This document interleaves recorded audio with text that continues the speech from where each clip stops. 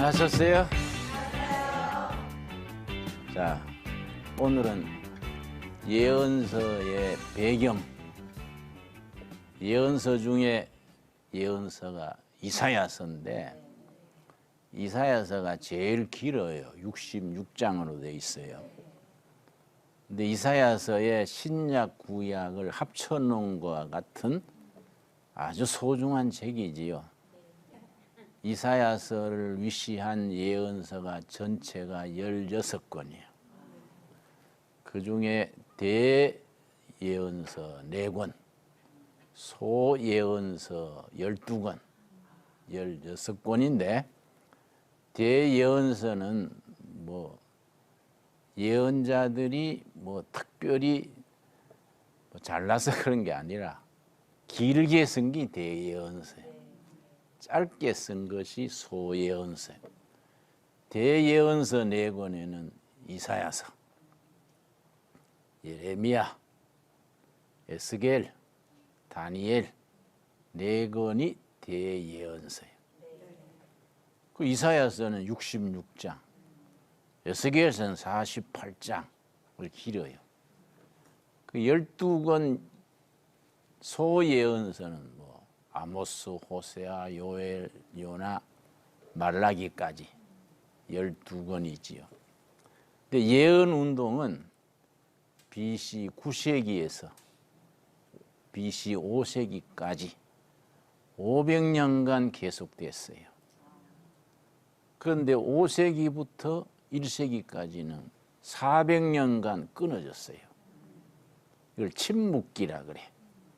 400년간 예언 운동이 사라졌다가 400년 만에 등장한 사람이 세례 요한이에요. 광야의 소리. 요단강가에서 메뚜기와 석청 먹으면서 트롯을 입고, 메뚜기가 아주 좋은 단백질이거든요. 석청은 들꿀이요. 그래 메뚜기 잡아서 꿀에 찍어 먹으면 아주 영양가가 왔다지. 우리 두레마을에 메뚜기를 키워요. 동두천 유치원 학생들이 메뚜기 견학을 와요. 애들 메뚜기 잡는 걸 너무 좋아해요. 근데 메뚜기를 빵가게 식품회사에서 납품해달라 그래요. 어떤 식품회사에서 우리한테 1년에 100만 마리 납품할 수 있냐? 아이고, 10,000마리, 50,000마리는 몰라도 100만 마리는 엄청납니다. 식구들이 다 메뚜기에 매달려야 되는데 그건 메뚜기 마을 되지 두레마을 아니지요. 포기했어요. 어디 쓰려고 그러냐? 그랬더니 이게 살찌지 않는 단백질이래. 다이어트 하는 사람들, 메뚜기를 사다가 갈아서 빵에 넣으면 요새 비만 예방이라는 거예요. 여자들이 살찌는 걸 되게 겁을 내잖아요. 사실은 조금 찐 게 보기 좋은데 너무 살 빼니라고.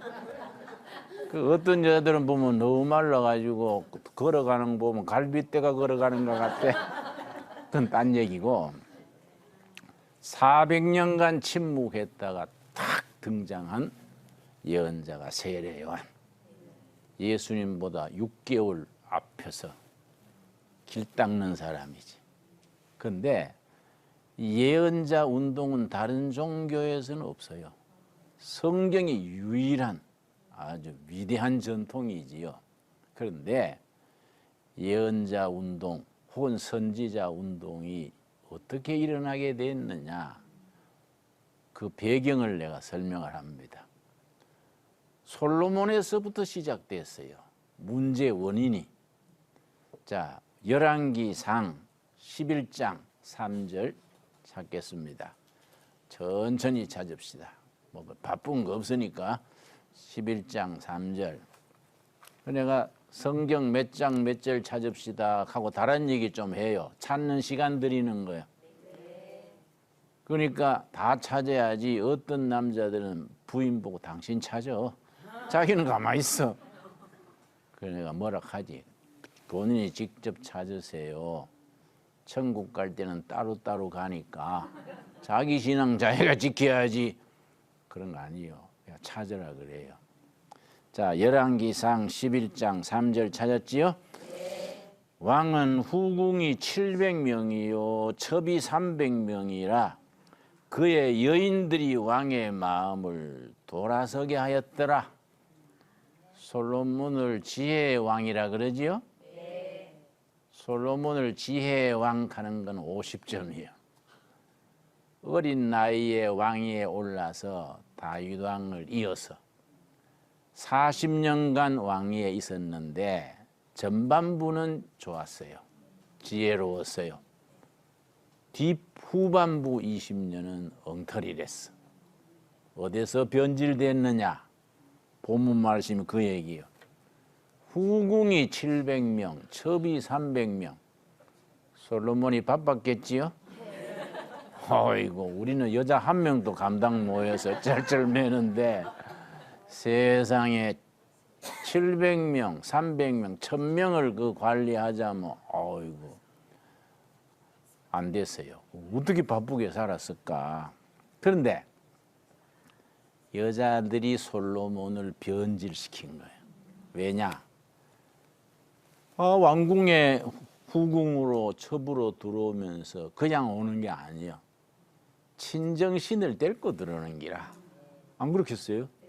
바알신 섬기던 사람, 아세라 섬기던 사람, 뭐 왕궁의 뒤뜰에 집 주고 이제 생활은 다 보장되고 하는데 남편 되는 솔로몬은 1년 가봐야 보기도 힘들지. 외롭잖아요. 그러니까 자기 신앙에 매달리는 거예요. 솔로몬 왕궁 뒤뜰이 잡신구대기야. 이 타락하는 거예요. 그 여인들이 솔로몬을 변질시켰더라. 이 참 심각한 거지요. 그래서 후반부에는 정치를 잘못한 겁니다. 솔로몬이 후반부에 어리석은 정치, 변질된 정치했기 때문에 나라가 분열되게 됐어. 하나님께서 성경 말씀에 열왕기서에 쓰기를 솔로몬에서 주었던 정권을 거둬야겠는데 아버지 다윗을 생각해서 솔로몬 때는 놔둔다. 그 다음 때는 내가 손본다. 이런 말씀이 성경에 나와요. 그런데 솔로몬이 그렇게 세 가지로 잘못된 정치했습니다. 첫째는 솔로몬의 왕궁 짓는데 몇 년 걸렸을까요? 14년이요. 너무 요란하게 지은 거지. 솔로몬 예루살렘 성전 짓는 데는 7년, 왕궁 짓는 데 14년, 그게 벌써 몇 년이요? 21년. 가는 데마다 성 쌓고 공사하고 토목공사를 너무 한 거야. 자, 그러면 공사를 그렇게 많이 하자면은 인부가 동원돼야 되잖아요. 국민들이 노동 동원하는 거예요. 국민들이 농사 짓다가도 왕궁에서 부르면 가야 돼. 그 너무 노동 동원이 많이 한 거예요. 그러고 또 집 건축거리 하자면 비용이 필요하잖아요. 솔로몬이 뭐 돈을 찍어내는 기계 있었겠습니까? 세금 거두는 거예요. 건축하는 것 때문에 중과세. 차츰차츰 전반부에 지혜로운 왕에서 후반부에 어리석은 왕으로 변질되면서 국민들의 원성이 하늘에 닿은 거예요. 그래, 그때나 지금이나 정치를 잘해야 돼요. 무리하지 않게 순리로 해야 되는데 거기다가 후궁이 1000명, 후궁 700명, 첩이 300명이 왕궁 뒤뜰에서 각자 신을 섬기니까 미신 우상이 막 들이차니까 영적으로 병든 거지. 이 세 가지 어리석은 정치를 하니까 거기 40년 임기 마친 뒤에 자 11장 우리 마지막 절 보겠습니다. 42절 열왕기상 11장 42절 열왕기상 11장과 12장이 왜 중요하냐? 나라가 남북으로 분열되는 이야기예요.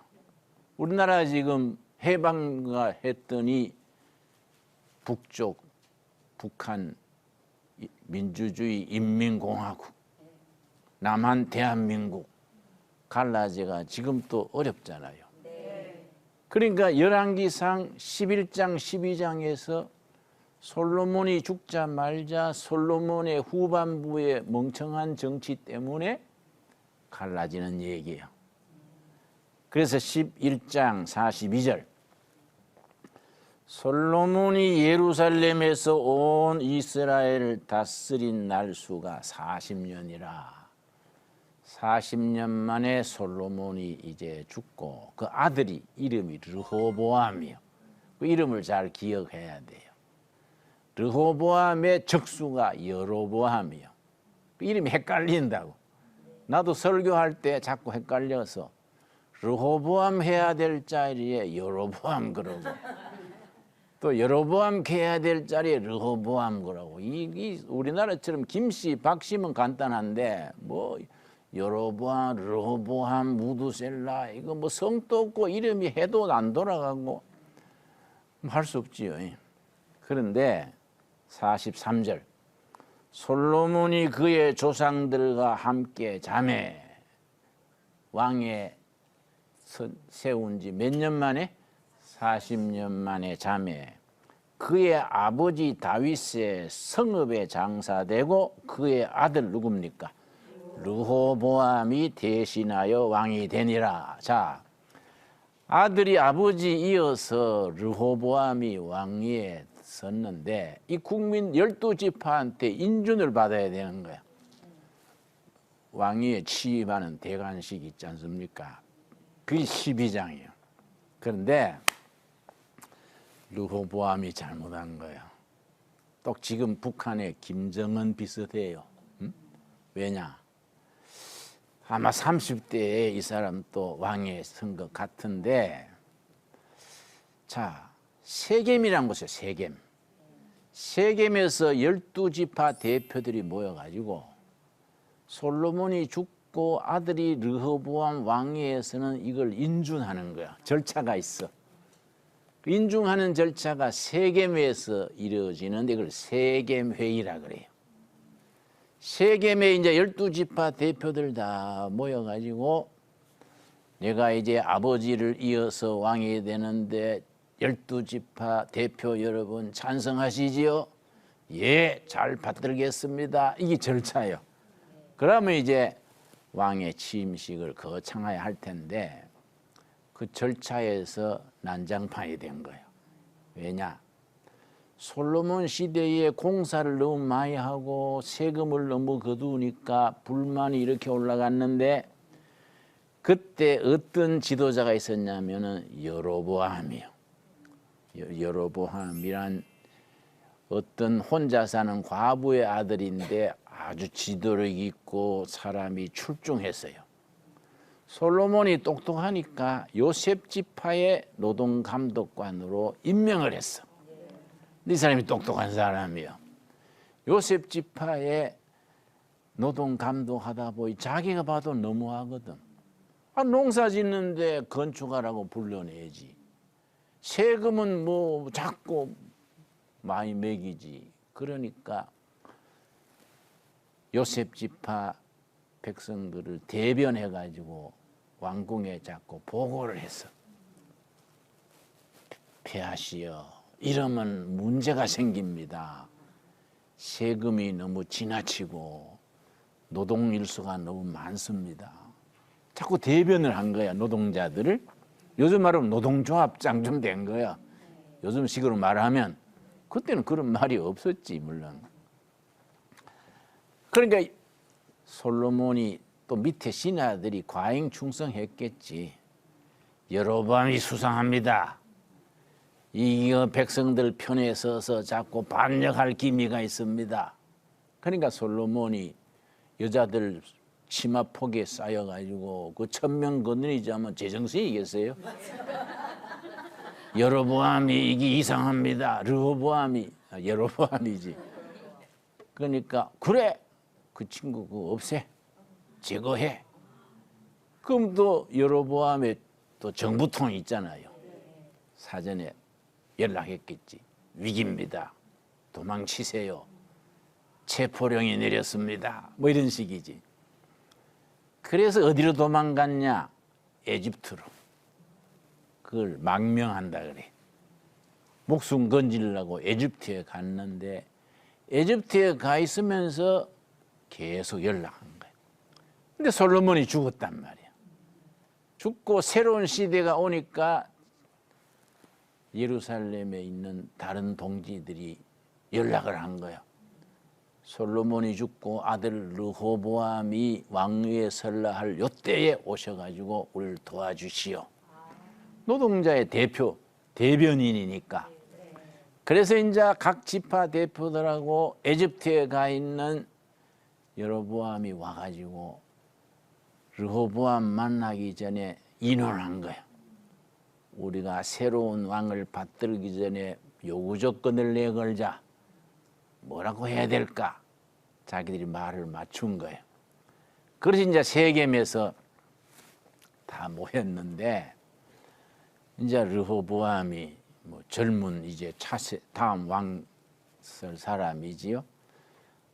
부왕의 대를 이어 내가 취임하려 하니 여러분 적극 호응해 주시오. 이랬겠지요?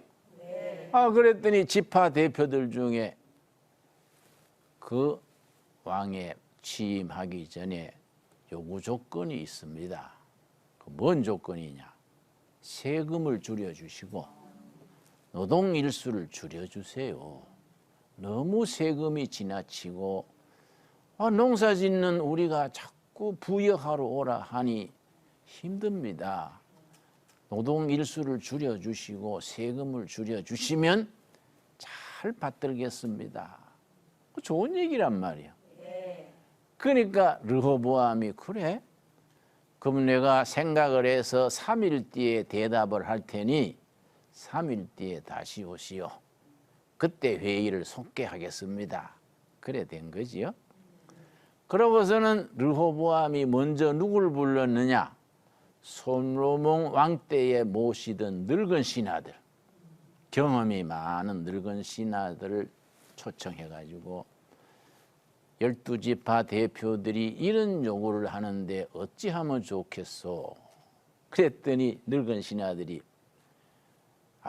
좋은 의견입니다. 그걸 받아들여 주시면 왕위에 올라서 평생 봉사할 겁니다. 평생 순종할 겁니다. 그런데 그게 흡족하지 않는 거야, 젊은 혈기에. 그 자기 또래 젊은 친구들이 있지요. 같이 지내던 젊은 친구들을 그 다음 불러가지고 12지파 대표가 이런 말을 하는데 그 중에는 애굽에 갔던 여로보암도 있는 것 같수다. 뭐라고 해야 될까요? 젊은 친구들이 이 경험이 없는 거예요. 대왕이시여, 처음부터 쇠를 잡아야 됩니다. 백성들은요, 처음부터 탁 군기 잡아야지 양보하면 끝이 없습니다. 처음부터 세게 나가야 됩니다. 아버지 때 세금이 100만 원이면 나는 200만 원. 아버지 때 노동이 100날이면 나는 200일을 한다. 복종해야 백성이지 뭔 그런 소리 하냐. 이렇게 세게 나가야 됩니다. 르호보암이 좀 어리석었어. 그게 마음에 든 거예요. 응? 그래가지고 사흘 뒤에 대표들이 왔는데 그래 생각해 보셨습니까? 어떻게 하시겠습니까? 그때 잘못한 거예요. 젊은 친구들 얘기들 한 거야. 내 아버지의 새끼손가락이 내 허리만큼 나는 크다. 내 아버지가 세금을 100만 원 매겼으면 나는 200만 원, 300만 원이다. 아버지가 노동을 100일 시켰으면 나는 200일, 300일이다. 백성의 도리로서 순종해야지 그런 소리 아체 하지 마라. 이니까 12지파 대표들이 뿅 간 거야. 열받은 거야. 10지파가 의논해가지고 다윗의 집안이 우리하고 무슨 상관이 있냐? 네 집에 가서 집안이나 돌봐라. 10지파가 떨어져 나간 거야.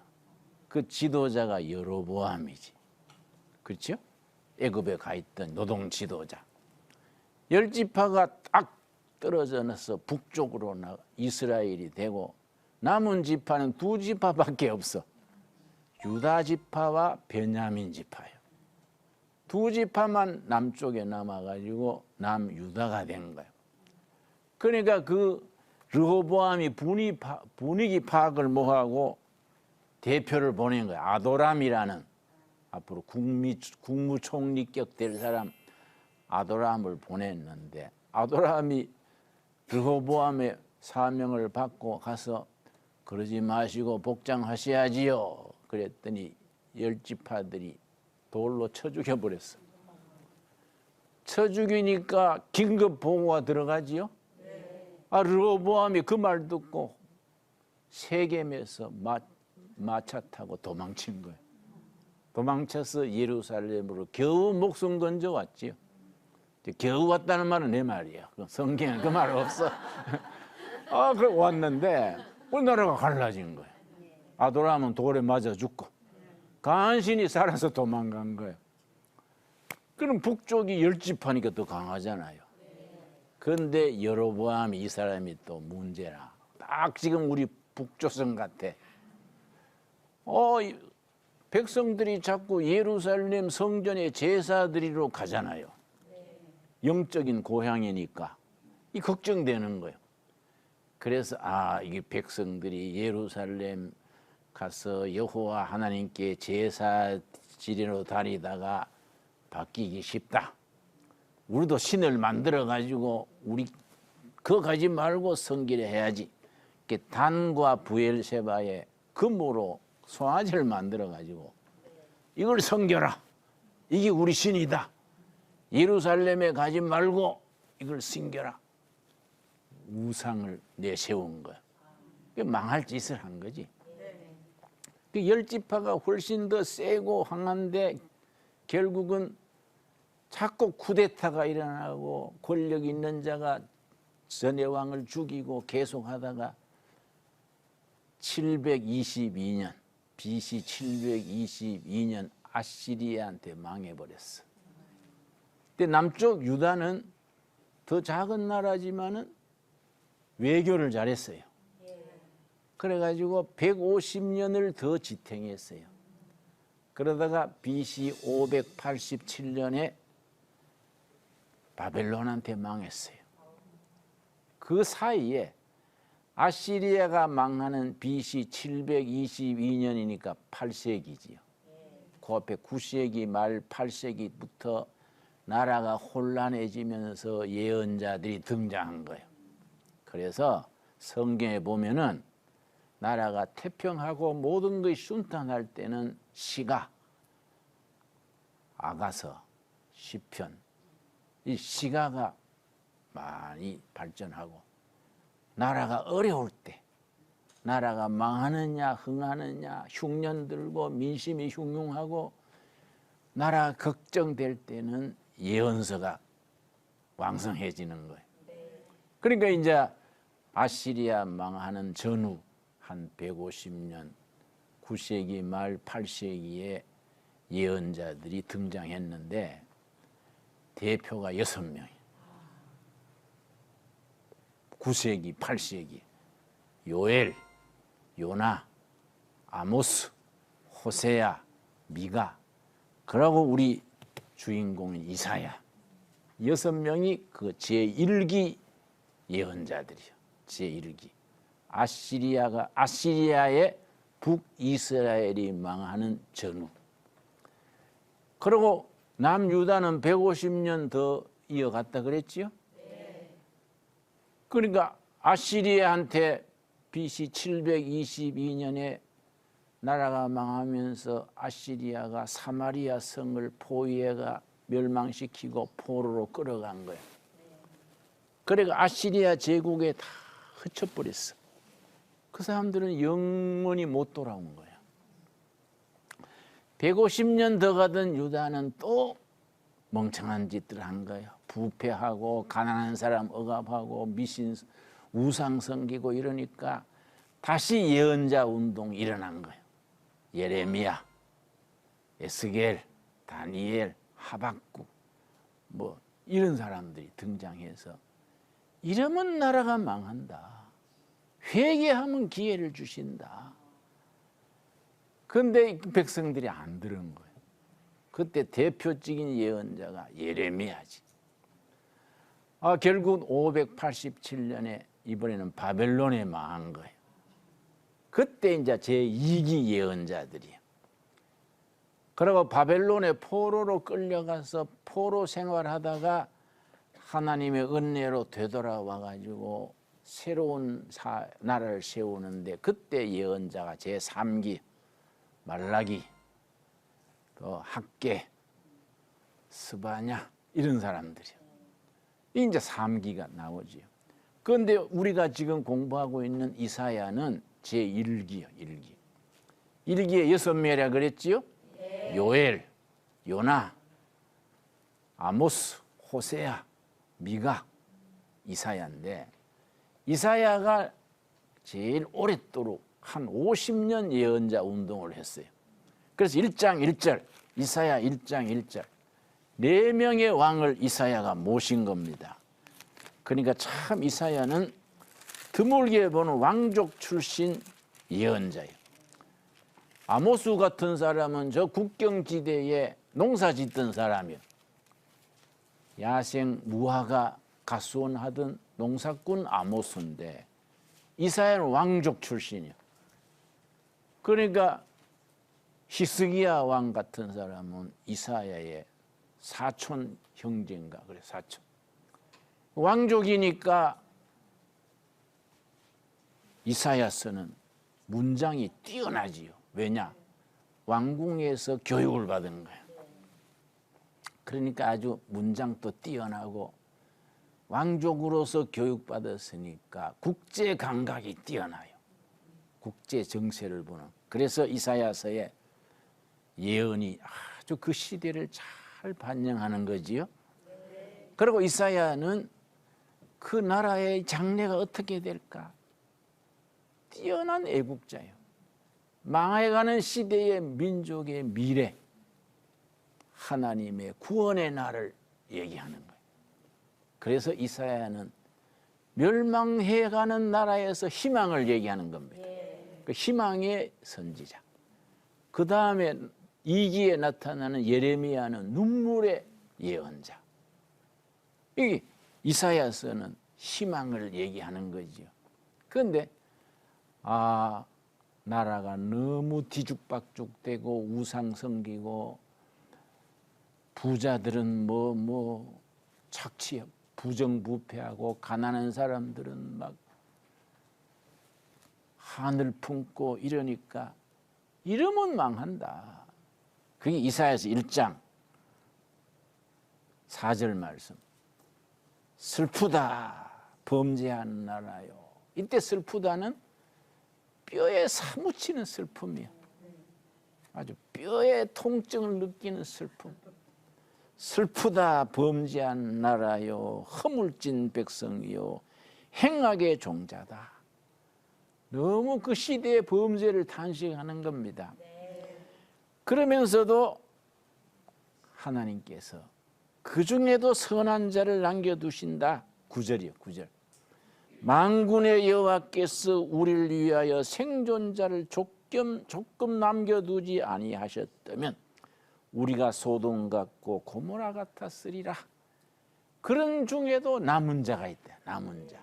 그래서 이사야서가 제시하는 아주 핵심 메시지 중에 중요한 것이 남은 자예요. 이 남은 자란 단어가 중요합니다. 하나님이 어느 시대에나 그 시대를 지키는 남은 자를 두시는 거예요. 그래서 한국 교회가 이러쿵저러쿵 병들었네 하고 우리나라 정치가 잘못됐네 말이 많지만은 하나님께서 그 시대 남은 자를 두시는 겁니다. 어느 교회, 어느 마을, 어느 곳에 남은 자를 두셔서 그 남은 자들이 새로운 시대를 만드는 그루터기요. 그 그루터기를 해서 하나님이 미래의 희망을 주시는 겁니다. 그래서 뭐라 그랬느냐? 19절 말씀. 19절. 너희가 즐겨 순종하면 땅의 아름다운 소산을 먹을 것이다. 회개하고 순종하면 희망이 있다. 근데 지금처럼 회개하지 아니하고 자꾸 빗나가고 불순종하면은 20절이죠. 너희가 거절하여 배반하면 칼에 삼켜지리라. 여호와 입에 말씀이니라. 그 칼이 아시리아 칼에 망해진다. 그런데 하나님께서 이사야를 통해서 한 가지 길이 있다. 이게 18절이요. 18절. 18절이 중요한 겁니다. 여호와께서 말씀하시되 오라.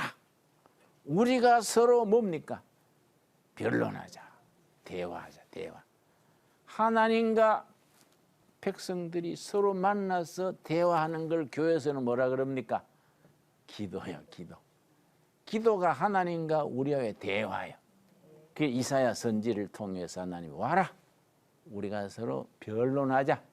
이 변론하자는 말이 적당하지 않아요. 경상도 말로 좋은 말이 있어요. 우리 만나서 서로 입하고 하자. 입하고 하자. 입하고가 뭐냐면은 제목을 정하지 않고 서로 마음 터놓고 얘기해보자. 와라. 만나서 입하고 해보자. 응? 네가 올라 내가 올라 한번 만나서 입하고 해보자. 대화하자. 대화. 그러면 기적이 일어나. 대화. 그러니까 기도하면 기적이 일어난다. 그 기도에 곡을 붙이면 뭡니까? 찬송이지. 그렇지요?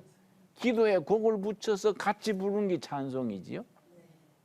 그래서 기도와 찬송은 기적을 일으킨다. 여러분 서점에 가면은 대화의 기적이라는 번역한 책이 있어요. 미러클 오브 다이아로그. 다이아로그는 대화지. 대화. 혼자서 쭝얼거리는 건 모노로그. 만나서 대화하는 게 다이아로그. 미러클 오브 다이아로그. 대화의 기적.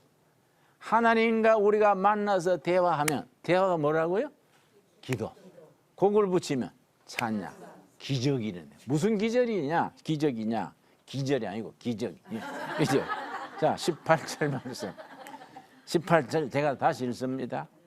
여호와께서 말씀하시되 오라. 우리가 서로 변론하자.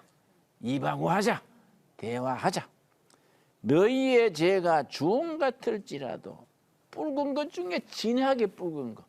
진하게 붉은 것. 여러분 내가 참고로 말씀드린 나는 대학 졸업하고 신학교 가기 전에 화장품 외파는 몇 달 있었어요. 들어가면요 화장하는 거 가르쳐요. 그것은 이제 내가 그래서 화장을 그때 배워가지고 지금 또 자매들 보면 얼굴 보고 화장을 제대로 했나 안 했나 습관이에요. 습관. 응? 우리나라 사람 여자들은요 기초 화장을 게을리해요. 일본 여자들은 색채 화장은 대충 해도 기초 화장을 열심히 해요. 그러니까 피부를 보호하는 거예요. 우리나라 여자들은 기초는 대충 하고 색채 화장을 뭐 요란하게. 어떤 자매는 입술을 너무 붉게 칠해가지고 머리만 풀면 귀신 같아. 에? 아, 어떤 사람들은 이 광대뼈가 나왔는데 거기다 진하게 발라놓으면 이게 얼마나 광대뼈가 나왔으면 이마하고 턱을 강조해줘야 이게 균형이 잡히는데 이마에 티 나온 데다가 덮칠하니까 아이고 보는 사람이 미안하지. 그렇죠? 그건 딴 얘기지. 그건 성경에 없는 얘기니까. 우리가 이런 얘기에 우리가 말이야. 진홍같이 붉을지라도 주홍같이 붉을지라도 기적이 일어난다. 대화를 하면 기적이 일어난다. 없는 걸로 된다. 그 다음 뭡니까? 눈과 같이 휘어질 것이요 진홍같이 붉을지라도 양털같이 희게 되리라. 나는 우리 교회 교인인데 좀 암송하라 그래요. 목사의 이름이 나오니까 전부 암송해라. 응? 요 이름이 나오잖아요. 성은 빠졌지만 진홍같이 붉을지라도. 이왕이면 김진홍 했으면 좋겠는데 성은 빠졌어. 너희 죄가 진홍같이 붉을지라도 양털같이 희게 되리라. 그런 기적이 일어난대. 아무 헐이 많고 허물이 많고 못된 짓 하고 빗나가도 하나님과 대화하면 기적이 일어난다. 중같이 붉은 죄도 없는 걸로 되고 진홍같이 붉은 죄도 양털같이 희게 될 것이다. 이사야 선지가 지금 피를 토하는 마음으로 백성들한테 호소하는 거예요. 그래서 백성들에게 희망을 주는 겁니다. 그렇게 하면 어떻게 되느냐? 27절 1장 27절 말씀. 난 이 성경 읽으면 멋있어요. 나는 성경이 참 너무너무 귀해. 1장 27절 시온은 정의로 구속함을 받고 그 돌아온 자들은 공의로 구속함을 받으리라. 하나님 앞에 나와서 대화로 용서받고 허물과 죄가 없는 걸로 인정받고 구속함을 받게 된다. 나라에 희망이 있게 된다. 이걸 선포하는데 그때나 지금이나 백성들이나 지도자들은 안 낼 길만 찾아가는 거예요. 사람들이 참 이상합니다. 가정이나 교회나 나라나 안 되려고 하면 망할 짓만 골라서 하는 거예요. 하나님이 기뻐하시는 건 골라서 안 하고 망할 짓을 골라서 하네. 하나님이 도저히 안 되겠다. 이거는 아시리아를 채찍으로 쳐서 없애버리고 새로 해야 되겠다. 그 아시리아를 불러들여 가지고 BC 722년에 망해버린 거예요. 망해버리고 새로운 남은 자를 통해서 새로운 역사를 시작하시는 겁니다. 새로운 역사를 시작하면서 이사야서 43장 한번 찾아봐요. 참 이게 위대한 말씀입니다. 자, 남은 자를 통해서 새로운 시대를 만드시는데 이사야 43장 18절 말씀. 옛날 망해버린 역사는 하나님께서 다 덮으시고 43장 18절 너희는 이전 일을 기억하지 말며 옛날을 생각하지 말아라. 옛날의 허물과 옛날의 모든 상처와 아픔을 다 잊어버려라. 과거는 다 요즘 우리가 말하면 십자가 밑에 다 내려놓고 새 시기다. 새로운 시작이다. 뭐라 그랬냐? 19절 첫 마디가 뭡니까? 보라 내가 새 일을 행하리라. 희망의 역사, 미래의 역사, 새로운 역사, 새 시대를 연다. 이사야서의 가장 큰 위로가 이거예요. 내가 과거의 허물과 채찍을 다 덮어버리고 새로운 역사를 일으킨다. 희망의 역사, 미래의 역사를 일으킨다. 이제 나타낼 것이라. 너희가 그것을 알지 못하겠느냐? 반드시 내가 광야의 길을 사막에 강을 내리라. 하나님께서 굉장히 상징적으로 길 없는 사막에 길을 내고 물이 흐르지 않는 사막에 강을 흐르게 한다. 굉장히 위로의 말씀이지요. 그러면서 40장에 탁 들어가서 하나님이 새로운 시대를 선포하는 겁니다.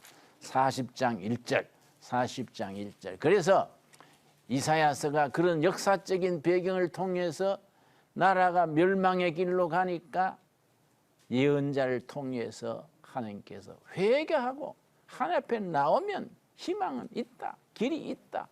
이걸 선포하다가 결국은 백성들이 그리 안 하니까 멸망한 뒤에 하나님께서 새로운 위로의 복음을 선포하는 겁니다. 40장 1절 너희의 하나님이 이르시되 너희는 뭡니까? 위로하라. 내 백성을 위로하라.